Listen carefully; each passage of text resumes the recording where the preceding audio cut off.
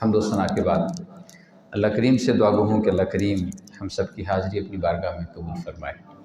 دوستان گرامی قدر، قلیل وقت ہے، بغیر تمہید کے ہم پچھلے جمعے کو ملاتے ہوئے اگلی بات کرتے ہیں کہ اللہ کریم نے محبوب کو معراج کروائی، اس کے کئی پہلو پچھلے جمعے کو بیان کیے۔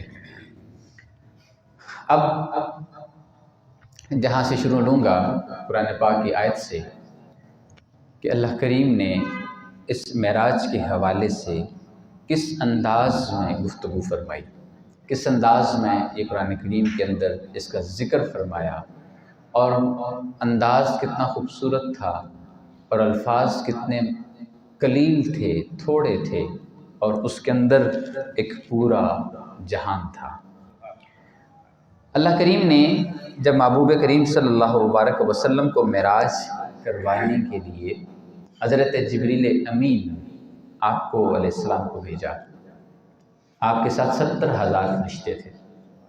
جب میرے محبوب کریم صلی اللہ علیہ وسلم کو لینے کے لیے آئے، پہلے براق لینے کے لیے گئے، 40,000 براق تھا۔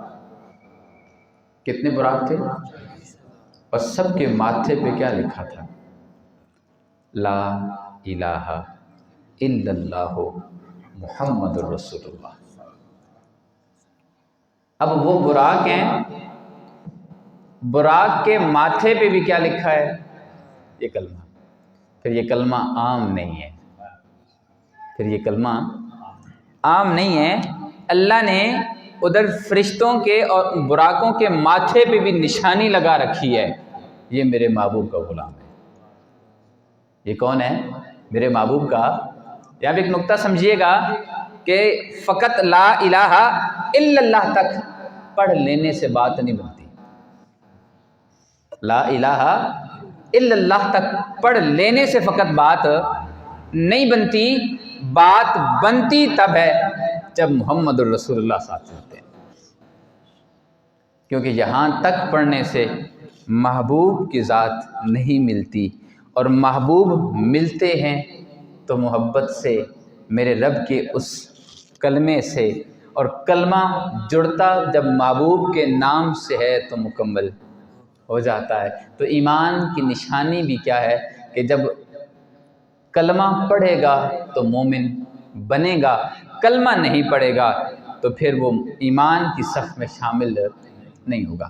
اگلی بات، وہاں پہ سارے براق کھڑے تھے، 40,000 براق کھڑے تھے، ایک براق سر جھکا کے کھڑا تھا، ایک براق سر جھکا کے کھڑا تھا، رو رہا تھا۔ یہ پوائنٹ بڑا خوبصورت پوائنٹ ہے، سمجھیے گا، اور یہ سمجھانے کے لیے ہے۔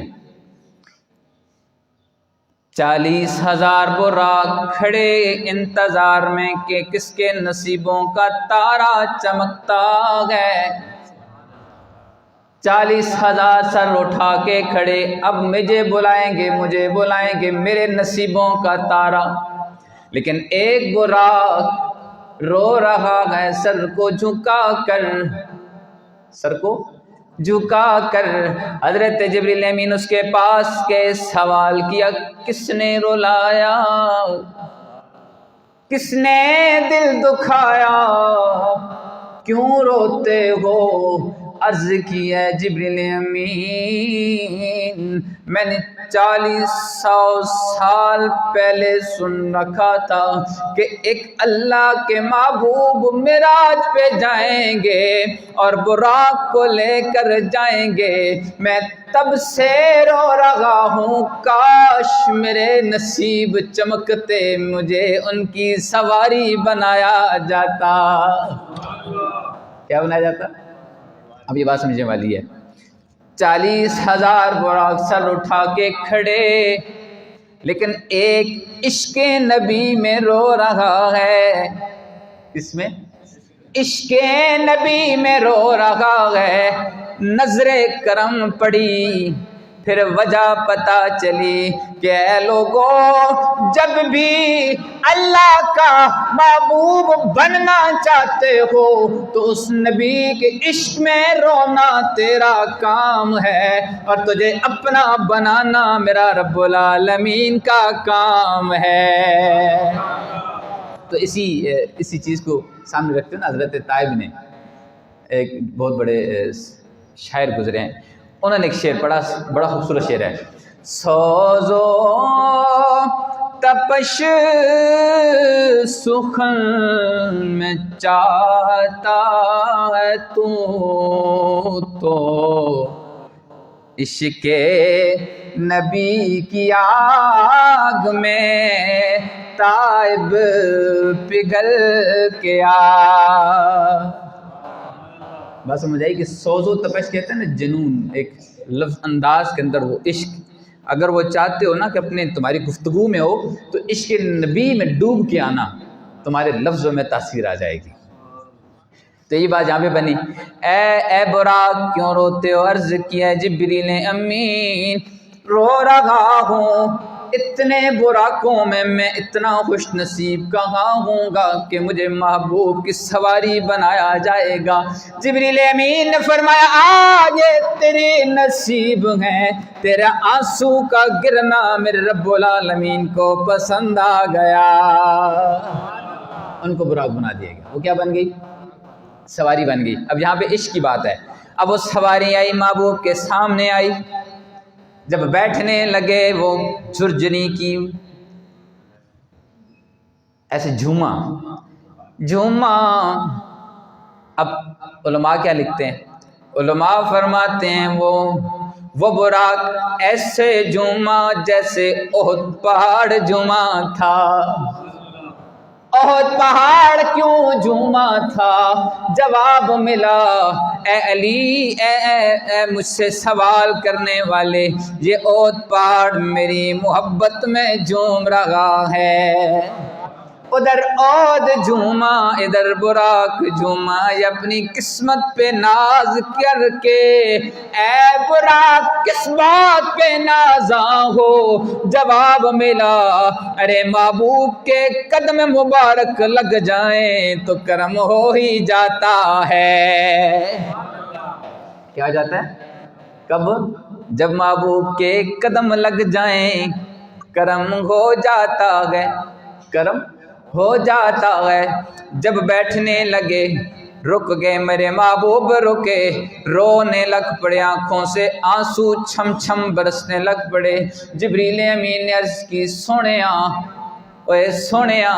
میری مہمان نوازی میں کہیں کوئی کمی ہے تو بتائیے، میری کہیں مہمان نوازی میں کہیں کچھ معاملات میں کمی ہے، میں معافی مانگتا ہوں۔ سوال کا جواب ملا اے جبریل تمہاری مہمان نوازی میں کمی نہیں ہے، کسی بات کی کمی نہیں ہے، میں خوش نصیب میرا رب مجھے بلا رہا ہے، لیکن رو اس لیے رہا ہوں مجھے اپنی گنہگار امت یاد آ رہی ہے، وہ پل صراط سے کیسے گزرے گی۔ ادھر سے جواب ملا، رب نے جواب بھیجا اے جبریل بتا محبوب کو پریشان نہ ہو، تیری امت ہوگی، پل صراط میری ہوگی، ایسے گزاروں گا انہیں پتہ بھی نہیں لگے گا۔ کتنا کرم کہ ادھر جا رہے ہیں لیکن پھر بھی امت کو نہیں بھول رہے۔ ہم کتنے بد نصیب کہ ایک سونا محبوب انہیں بھی یاد نہیں کرتے۔ یہ حقیقت ہے کہ نہیں؟ ایک ہی سونا ہے نا، وہ ڈھیر تو نہیں لگے، ایک ہی سونا ہے، اس ایک سونے کو بھی یاد۔ اب ان کو یاد کرنے کا کیا طریقہ کار ہے؟ ان کو یاد کرنے کا طریقہ تو یہی ہے کہ جب بھی یار کا نام آئے، جب بھی یار کی یاد آئے تو زبان بھی ہل رہا رہی ہو، یہ دل بھی ہل رہا ہو۔ اس کو کیا کہتے ہیں؟ اور یہ قدرتی سی بات ہے۔ مجھ سے ایک شخص نے سوال کیا، بڑی خوبصورت بات سمجھیے گا، کہتے جی کہ آپ لوگ یہ انگوٹھا چومتے ہو اور میں دیکھتا ہوں کہ صرف انگوٹھے ہی چومتے ہیں، درود نہیں پڑھتے۔ میں نے کہا بھولے پھر تم سمجھے نہیں ہو۔ کہتے جی کیوں؟ میں نے کہا مجھے ایک بات بتاؤ، اب سمجھیے گا اس بات کو، سارے دوست سمجھدار ہیں ماشاءاللہ۔ میں نے کہا ایک سوال کا جواب دینا۔ کہتے جی۔ میں نے کہا جب محبوب کا نام آتا ہے ہاتھ قدرتی اٹھتے ہیں یا اٹھاتا ہے؟ کہتا ہے قدرتی اٹھتے ہیں۔ میں نے کہا اگر ہاتھ کنٹرول میں نہیں ہوتے اس نام پہ تو زبان کیسے کنٹرول میں ہوگی؟ پھر زبان نہیں ہلتی ہوگی۔ جس جسم کو پتہ ہو کہ اس نام پہ ہاتھ اٹھ رہے ہیں، اس جسم کی زبان کو بھی پتہ ہے کہ اس پہ ہلنا ہے۔ ہاں یہ ضرور کہہ سکتے ہو جس کے ہاتھ نہیں اٹھتے اس کی زبان بھول جاتی ہوگی، یہ نہیں کہہ سکتے کہ جس کے ہاتھ اٹھے اس کی زبان بھول جائے۔ یہ بات ہے یا نہیں؟ نیچرلی سی بات ہے نا، کہ جس کی چھوٹا سا بچہ، اس کو آپ سکھا دینا چھوٹے سے بچے کو کہ اس نام پہ ہاتھ چومنے ہیں، اس نام پہ۔ میں اگلے دن ہم محفل میں تھے، یہ چھوٹے چھوٹے بچے تھے حفظ کی کلاس کے، وہاں پہ ختم پہ گئے ہوئے، تو وہ وہاں پہ نعت خان نے میاں محمد بخش عرف کھڑی شریف کا کلام پڑھا، ٹھیک ہو گیا۔ اب ان کی عادت ہے، ان کو سکھایا گیا، تو وہاں پہ جب اس شاعر نے وہ شعر پڑھا نا کہ محمد باج ماما باج محمد بخشا، تو جب محمد بخشا کا نام ہے تو سب نے انگوٹھے چومے۔ مجھ سے وہاں پہ پھر ایک سوال ہوا، یار یہ محمد بخشا تو شاعر ہیں اور یہ آپ کے بچے کیوں چوم رہے ہیں؟ میں نے کہا بچوں کو نہیں پتہ شاعر ہے، بچوں کو یہ پتہ ہے نام کس ہستی کا ہے۔ یہ بات ہے یا نہیں؟ میں نے کہا جس بندے کو اس ہستی کے نام سے اتنا پیار ہو، ہاتھ اٹھ جاتے ہوں، تو پھر زبان چپ رہے یہ ممکن نہیں ہے۔ بہرحال اللہ کریم ہمیں محبوب کا عشق عطا فرمائے۔ وہ براق چلی سواری، اب سفر شروع ہونے جا رہا ہے۔ اس سفر کی ابتدا میرے اللہ کریم نے ان لفظوں سے کروائی۔ میرے اللہ کریم قرآن میں ارشاد فرماتے ہیں سبحان الذی،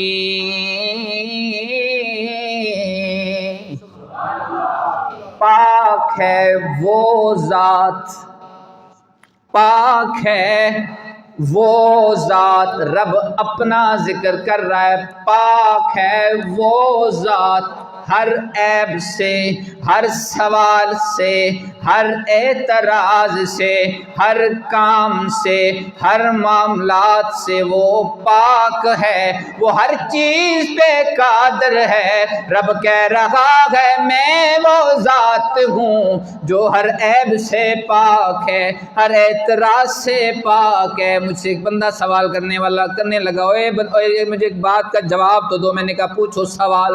کہنے لگا تم یہاں سلام پڑھتے ہو؟ میں نے کہا پڑھتے ہیں۔ کہتے وہاں وہ سنتے ہیں؟ میں نے کہا سنتے ہیں۔ اس سے بڑا کوئی بلندر ہے؟ میں نے کہا ہاں ہے۔ کہنے لگا وہ کیا؟ میں نے سوال کیا، مجھے ایک سوال کا جواب دو۔ کہنے لگا کیا؟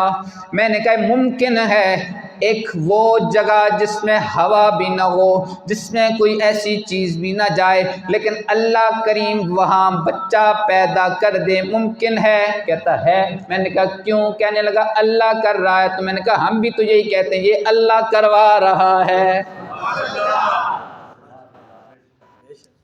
میں نے کہا ہم بھی تو یہی کہتے ہیں یہ اللہ سنوا رہا ہے، یہ اللہ پہنچوا رہا ہے۔ ہم نے کب بولا کہ ہم کہتے ہیں وہ خود ہی ہوتا ہے؟ ہم یہی کہتے ہیں یہ ہمارا اللہ کروا رہا ہے۔ اس لیے رب نے کسی شروع کیا، پاک ہے وہ ذات جس ذات نے، سمجھیے گا، اسرا سیر کروائی۔ محبوب نے خود سیر نہیں کی، کس نے سیر کروائی؟ کس نے سیر کروائی؟ رب کہتا ہے میں کروا رہا ہوں، اب اعتراض کرنا ہے تو مجھ پہ کرو۔ ہاں اگر یہ بات ہوتی نا کہ محبوب فرماتے میں نے خود سیر کی، سوال اٹھتا تھا، لیکن اللہ نے فرمایا میں نے سیر کروائی، اس کا مطلب ہے کہ رب کچھ بھی کروا سکتا ہے کہ نہیں؟ حضرت سلیمان علیہ السلام کو ہوا پہ تیر کروا سکتے ہیں کہ نہیں؟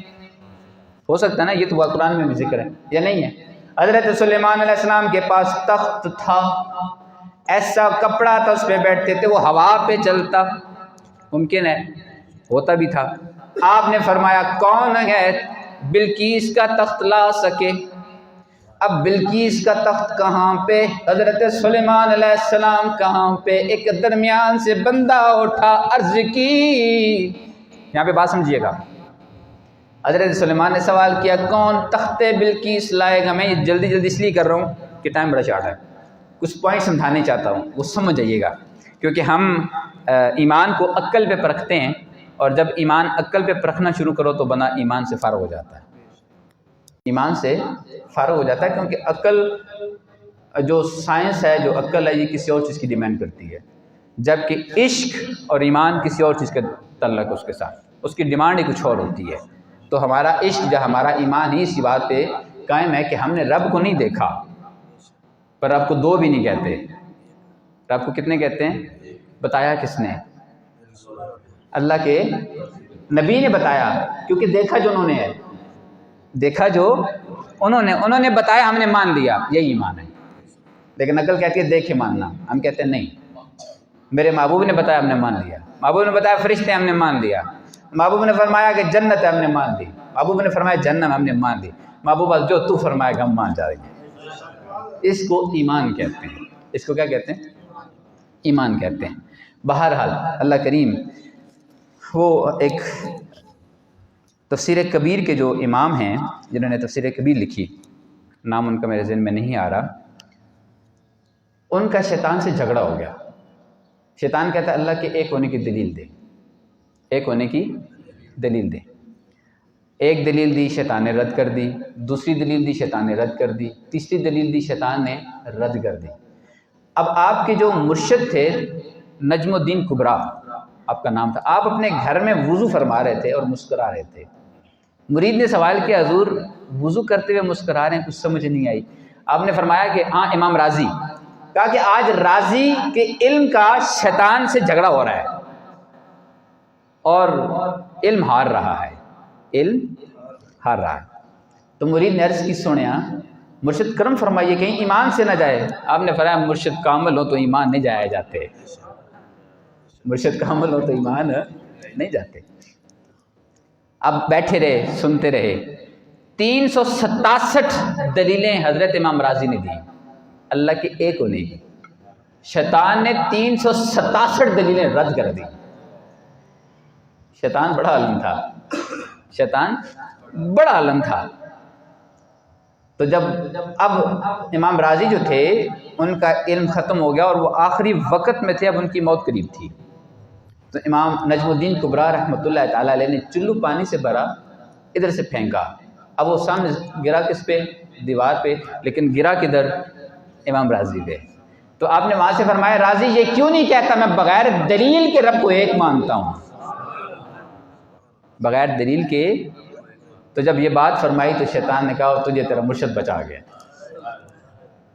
تجھے تیرا، تو یہ بات، یہ کیوں میں نے یہ بات کی؟ اس لیے بات کی کہ ایمان کا تعلق علم سے نہیں ہے، عشق سے ہے۔ ایمان کا تعلق علم سے نہیں ہے، عشق سے ہے۔ علم تو گمراہ بھی کروا دیتا ہے۔ وہ شیطان تھا نا حضور غوث اعظم رضی اللہ تعالیٰ عنہ کو، وہ کبھی کہتا میں اوپر بادل بن کے آتا کہ میں تمہارا رب ہوں، اب تمہیں نمازوں کی ضرورت نہیں۔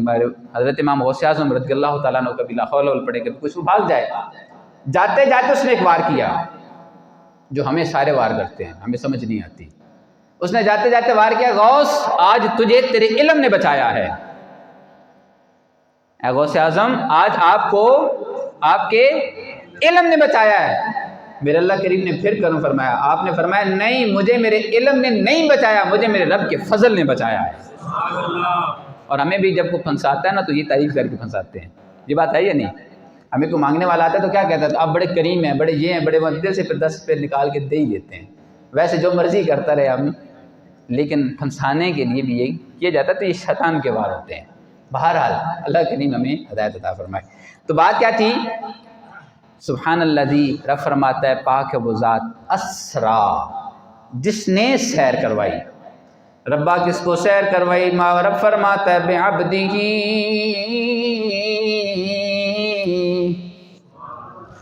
اپنے محبوب کو۔ ایک ہے عبد، ایک ہے عبد ہی۔ عبد سب کو کہتے ہیں اور عبد ہی اس کے محبوب کو کہتے ہیں۔ عبد سب کو کہتے ہیں، عبد ہی اس کو کہتے ہیں جو اس کا محبوب ہوتا ہے۔ رب نے فرمایا میں نے سیر کروائی بے عبدی، اپنے محبوب، اپنے محبوب۔ اے مولا محبوب کون؟ جواب میرا میرے عبداللہ کا در یتیم، آمنہ کا لال، حضرت محمد مصطفیٰ صلی اللہ علیہ وسلم۔ مولا کس وقت کروائی؟ جواب ملا لیلاً، کب کروائی؟ رات کو۔ اے ربا دن کو بھی تو کروا سکتا تھا، رات کو کیوں کروائی؟ سوال ہے نا۔ اے مولا تو سارے کام کر سکتا ہے لیکن رات کو کروائی، دن کو کیوں نہیں کروائی؟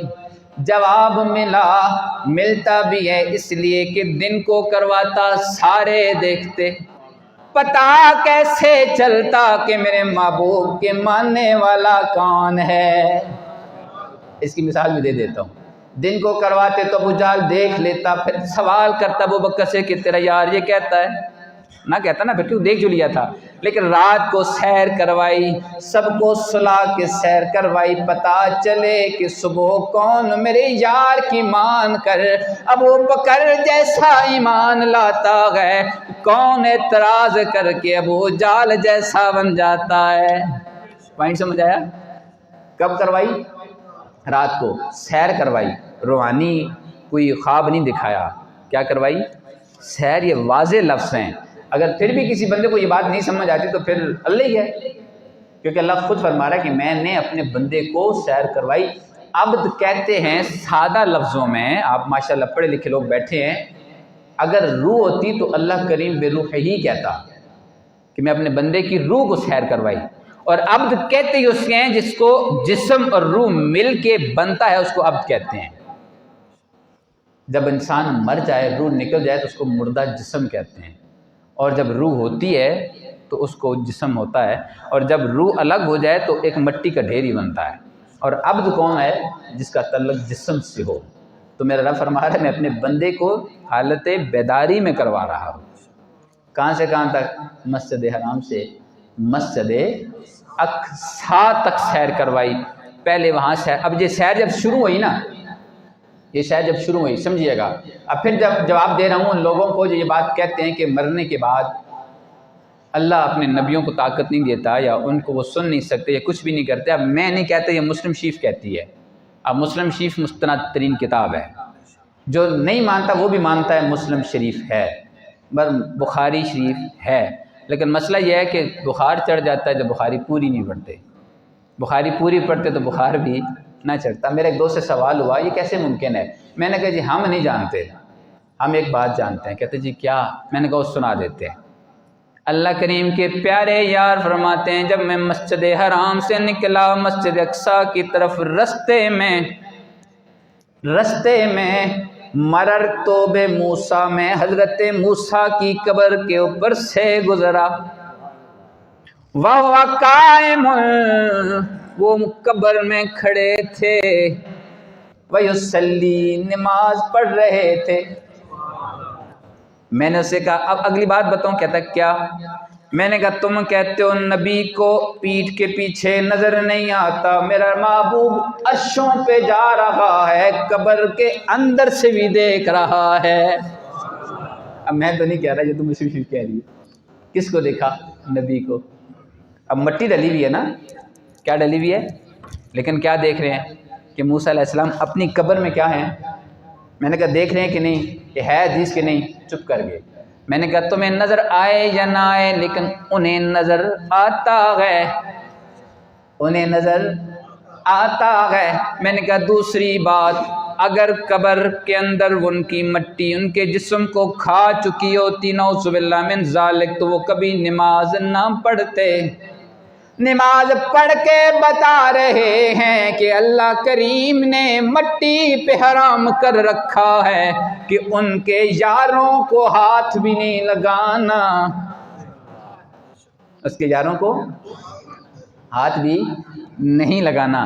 پھر میں نے عرض کیا اوے سونیا سوال کا جواب دے، اگر تو نہیں مانتا نہ مان، نمازیں اللہ نے 50 دی، 50 سے 5 حضرت موسیٰ نے کروائی۔ نہیں مانتے 50 پڑھ، مانتے ہو تو پھر کیوں انکار کرتے ہو؟ بات سمجھ آئی؟ پھر اگلا سوال کرنے لگا چلو ہم تمہاری مان لیتے ہیں. میں نے کہا مان لو.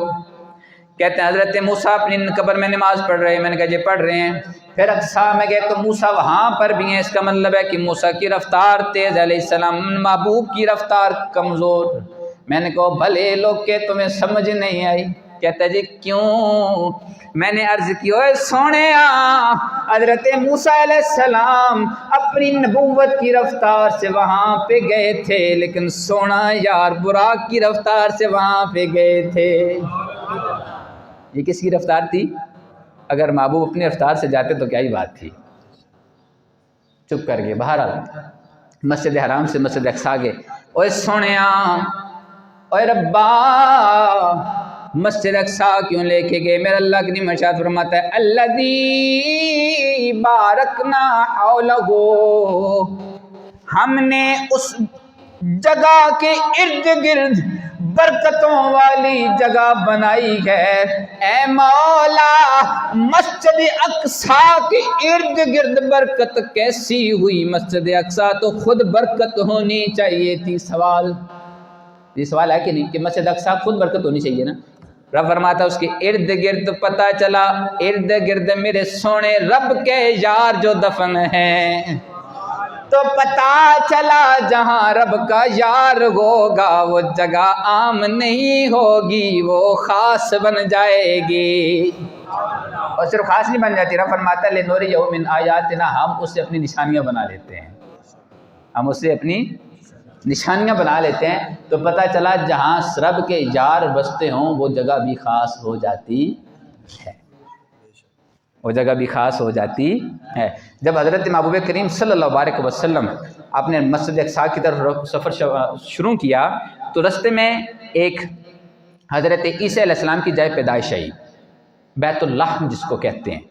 محبوب کریم صلی اللہ علیہ وسلم وہاں پہ رک کے نماز پڑھی، وہاں پہ رک کے. پھر کوہ طور والا مقام آیا، میرے محبوب نے وہاں پر بھی نماز پڑھی. تو یہ میں نے جب چیزیں دیکھی تو پتہ چلا کہ جہاں رب کے سونے بندے وستے ہوں وہاں برکت کے لیے اگر سجدے کیے جائیں تو رب مان جایا کرتا ہے. وَاتَّخِذُوا مِن مَّقَامِ إِبْرَاهِيمَ مُصَلًّى، وَاتَّخِذُوا مِن مَّقَامِ إِبْرَاهِيمَ مُصَلًّى. اوے لوگ کو عمرہ کرنے والوں، جہاں میرے ابراہیم کے قدم لگے تھے وہاں ماتھا ٹیکنا. اے مولا نہ ٹیکیں تو کیا ہوگا؟ پتہ لگتا ہے عمرہ رہ جاتا ہے. بات ہے کہ نہیں؟ یہ قرآن کہتا ہے وَاتَّخِذُوا مِن مَّقَامِ إِبْرَاهِيمَ، ابراہیم والے مقام کو سجدہ کرنا، وہاں پہ کیا کرنا؟ نفل پڑھنا. پڑھتے ہیں کہ نہیں؟ بہرحال اللہ کریم ہم سب کو عشق مصطفیٰ عطا فرمائے. یہ انشاءاللہ اگلے جمعے باقی. اللہ میں سب کو ایمان کی دولت سے مالا مال فرمائے. اب آخر پہ صرف ایک مسئلہ جو نماز کے حوالے سے وہ بیان کر دیتا ہوں. اگر کوئی انسان 4 رکعت نماز والی رکعت والی نماز پڑھ رہا ہے اور 2 رکعت کے بعد تشہد میں بیٹھا اور تشہد میں شہادت کا کلمہ پڑھنے کے بعد اگر درود شریف کا کلمہ شروع کر دیتا ہے، اب اس نے تیسری رکعت پہ کھڑا ہونا تھا، تیسری رکعت پہ کیا کرنا تھا؟ کھڑا ہونا تھا، لیکن وہ کیا کرتا ہے اللہم صلی علی محمد تک پڑھ لیتا ہے. تو اب وہ کیا کرے گا؟ اب وہ کھڑا ہوگا، 2 رکعت پوری کرنے کے بعد سجدہ سہو کرے گا. کیا کرے گا؟ سجدہ سہو. کیوں کرے گا؟ سوال کہ محبوب کا نام لینے سے سجدہ سہو بنا؟ نہیں، سجدہ اس لیے بنا کیونکہ قعدے کے بعد تیسری رکعت فرض تھی. تیسری رکعت کیا تھی؟ فرض تھی. اب قعدے اور فرض کے درمیان 3 حروف کا فاصلہ آ گیا. 3 حروف کا، وہ 3 حروف کا فاصلہ آنے سے، وہ تاخیر ہونے سے اب کیا ہوگی؟ سجدہ سہو لازم آگے. اور جب حضرت امام اعظم ابو حنیفہ رحمۃ اللہ تعالیٰ علیہ آپ نے یہ حکم صادر فرمایا تو آپ کی خواب میں محبوب کریم صلی اللہ علیہ وسلم تشریف لائے. آپ نے فرمایا اوے ابو حنیفہ، یہ میرے نام پہ تم نے سجدہ سہو کر دیا، میرے نام پہ تم نے سجدہ سہو کر دیا. عرض کی سونیا تیرے نام پہ سجدہ سہو نہیں کیا. پھر کہا اس بندے نے تیرا نام بھول کے پڑھا کیوں؟ اس بندے نے تیرا نام بھول کے، کیونکہ اس نے بھول کے پڑھا، اس نے ویسے کھڑا ہونا تھا، اب وہ بھول کے پڑھا ہے تو بھول کے پڑھنا تو تیرے نام کی یہ کیا ہے؟ بے ادبی ہے. اس وجہ سے کیا ہو گیا؟ تو میرے محبوب کریم صلی اللہ علیہ وسلم، یہ بریلیوں کی بات نہیں ہے، یہ دور مختار کی بات ہے، یہ کسی بریلوی نے اپنی طرف سے نہیں ٹھوکا، یہ دور مختار کے اندر، یہ دور مختار بریلوی 100 سال پہلے ہے، دور مختار آج سے پتہ نہیں کتنی صدیاں پہلے لکھی گئی، یہ اس میں لکھا ہوا ہے، بات سمجھ آئی؟ تو یہ کیا ہے، اس وقت کیا کرے گا، وہ سجدہ صاف کرے گا۔ اور اسی طرح 4 رکعت مکمل ہونے کے بعد اس نے بیٹھنا تھا تشہد میں، لیکن وہ نہیں بیٹھتا، 5ویں رکعت کے لیے کھڑا ہو جاتا ہے، اور 5ویں رکعت کے سجدے سے پہلے تک یاد آ جائے تو واپس بیٹھ کر سجدہ صاف کر کے تشہد مکمل کر لے گا۔ لیکن اگر یاد نہیں رہتا اور وہ 5ویں رکعت کا سجدہ کر لیتا ہے تو پھر 2 آیات کو ملانے کے بعد وہ پھر سجدہ صاف کرے گا، پہلے 4 فرض بن جائیں گے، اگلے 2 نفل بن جائیں گے۔ جہاں تک بات سمجھ آ گئی، تو یہ مسئلہ اسپیشلی تھا کہ موسٹلی لوگ، اور پھر یہ ہے کہ نماز کے اندر اگر انسان انسان بھول جاتے ہیں، تشہد میں بیٹھ کر اب تشہد التحیات پڑھنا تھا لیکن انسان بھول کر سورہ فاتحہ شروع کر دیتا ہے، تو پھر اسے یاد آتا ہے کہ میں نے تو تشہد پڑھنا تھا، اب کیا کرے گا، سجدہ صاف کرے گا۔ اور اسی طرح اگر وہ دوسری رکعت میں اس نے دوسری رکعت کے بعد بیٹھنا تھا، کھڑا ہو جاتا ہے، اور کھڑا ہونے کے بعد سورہ فاتحہ شروع کرنے سے پہلے تشہد پڑھتا ہے، پھر اسے یاد آتا ہے کہ نہیں میں نے سورہ فاتحہ پڑھنی تھی، تو اب وہ جب سورہ فاتحہ پڑھے گا تو اب سجدہ صاف نہیں ہوگا، لیکن سورہ فاتحہ پڑھنے کے بعد کھڑے ہو کر اگر تشہد شروع کر دے گا تو اب سجدہ صاف لازم آ جائے گا۔ بات سب کو سمجھ آ گئی؟ تو یہ 2 اہم مسئلے ہیں جو اکثر ہم بھول جاتے ہیں، اللہ کریم ہمیں سمجھنے کی توفیق عطا فرمائے۔ وآخر دعوانا الحمدللہ رب العالمین۔ سنتے ادا کر لیجیے۔